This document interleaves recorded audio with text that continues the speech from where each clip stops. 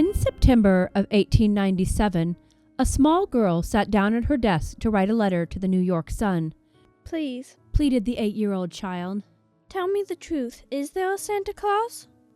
Her friends had recently confided in her that the man responsible for delivering presents to children on Christmas did not actually exist, and the thought of such a thing being true was more than this child could bear. She determined to find out the truth by approaching it practically in a letter sent to the newspaper, the obvious bastion of truth and clarity. If anyone could get to the bottom of this terrible rumor, Virginia supposed it would be them. On September 21st, Francis Pharcellus Church, a seasoned journalist, set pen to paper in response to the little girl's pensive letter before sending it off to press in one of the most famous editorials in American history. "Yes, Virginia," the prim black print read, "there is a Santa Claus." The singular line, in and of itself, was enough to put the young child's heart at rest, coming from such an auspicious authority as the New York Sun. But Mr. Church, who would at first remain anonymous as the editorialist, was not finished laying out his thesis. Indignant on the little girl's behalf, in imagining such a colorless world sans Santa Claus, he expounded, "He exists as certainly as love and generosity and devotion exist, and you know that they abound and give to your life its highest beauty and joy. Alas, how dreary would the world be if there were no Santa Claus! It would be as dreary as if there were no Virginias. There would be no childlike faith then, no poetry, no romance to make tolerable this existence. We should have no enjoyment except in sense and sight. The eternal light with which childhood fills the world would be extinguished. Not believing in Santa." Church continued with growing vexation, "You might as well not believe in fairies." After continuing to extol the importance of the imagination and belief in the unseen, the writer finished his column with a resounding, "No Santa Claus. Thank God. He lives and he lives forever. 1,000 years from now, Virginia, nay, 10 times 10,000 years from now, he will continue to make glad the heart of childhood." The famous and exhaustively quoted editorial was just the confirmation needed for children everywhere who had been plagued by the question of St. Nicholas's existence. After all, they had eagerly learned Clement Clarke Moore's "'Twas the Night Before Christmas" entirely by heart, and had delighted in finding the Thomas Nast illustrations splashed across Harper Weekly depicting the iconic representation of Christmas, who had almost a century previous been Americanized from his Dutch roots of Sinterklaas into the all-American Santa Claus. And now, at last, his existence was affirmed beyond question by this newspaper article. But not everyone agreed on the Santa Claus story, with L. Frank Baum publishing his strange and fantastical Life and Adventures of Santa Claus at the turn of the century, just a couple years after his instant classic fairy tale, The Wonderful Wizard of Oz, took the country by storm.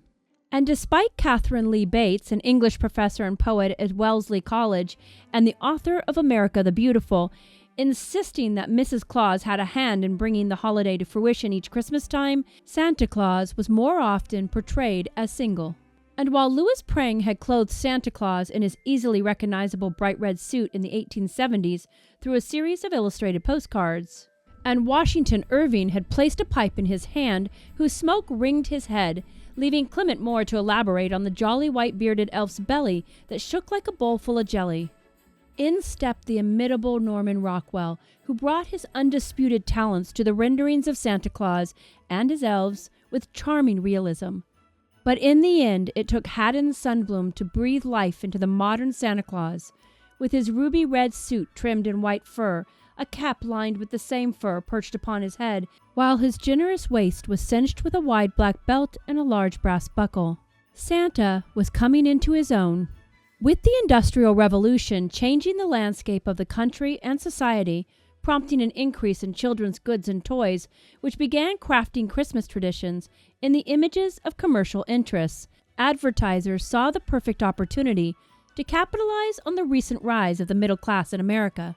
And thus, in 1930, when Coca-Cola commissioned Sundblom for a realistic portrayal of Santa Claus that exuded warmth and joy as the red-suited man managed his workshop and magical delivery of presents across the world in a single night, powered entirely by his favorite beverage, it became the second time Santa's image had been employed to sell a product, but certainly not the last. Sundblom's genius brought the jolly old elf to life in a way unlike every other attempt before him, with his brush fleshing out his flushed cheeks, twinkling eyes, and full snow-white beard in a fully realistic rendering based on the Clement Moore description in his poem. The well-known pin-up artist, whose talent would make us all familiar with the Quaker selling oats, went to work painting an image akin to that of a beloved grandfather, albeit a magical one, as he laughed merrily and sipped his bottle of Coke, plundered from an icebox watched over by wondering children. And suddenly, folks whose optimism had slipped during the Great Depression, which had left their hearts worn and cynical, felt themselves drawn in by the hope, joy, and warmth they felt exuding from the Coca-Cola Christmas campaigns. Santa Claus, captured in vivid color and various relatable circumstances, often accompanied by curious, sweet-faced children, awoke a sense of longing for a more innocent time. Over a period of 33 years, Haddon Sundblom carefully personified Santa Claus in holiday ads, creating not just a universally agreed-upon image of the magical figure, but also an American love affair with the Coca-Cola brand, and a nostalgia around Christmas that is a strange blend of life-affirming promise and joyfulness and commercialism run totally amok. It took only a moment for everyone to realize the potential in allowing Santa to represent your products to a public eager to spend their dearly acquired dollars if they could capture even a moment of nostalgia, dripping with sparkling warmth and the lost virtue of childhood. From bowls of Jell-O and chocolates to new Plymouths to park in the driveway on Christmas morning, Santa was cheerfully for it all. Frankly, you'd be forgiven for thinking Santa pays his overhead with endorsement deals. But the truth be told, while Santa Claus's likeness may be used ad nauseum to encourage you to buy all the things for all the people during the holidays, it's not this that gives him a special place in the hearts of children the world over or makes his visage so precious. As I'm sure you know, children simply don't see Santa Claus as a means to an end. They see him for what he really is, an altruistic figure who transcends the limiting nature of reality. He reflects their hopes and dreams, their belief that absolutely anything is possible, and that the world still holds a bit of magic. But isn't this why Christmas draws us all? Because for a time we can reconnect with something wholly set apart from the regular drudgery of just getting on with it, and find a place where we can touch childhood again. If only for a moment each year when a jolly man and his team of reindeer drop from the sky to wish a Merry Christmas to all before disappearing into the winter's night. We find ourselves agreeing with Francis Church's evaluation all those years ago. Wouldn't life be dreary without a Santa Claus? We hope you enjoyed tonight's Advent calendar video and that you will consider liking, commenting on, and sharing our video with your own friends and family, as all of it helps us continue to grow. Now go dream of all the fantastic possibilities that you haven't thought of since you were very young, and we'll see you next time.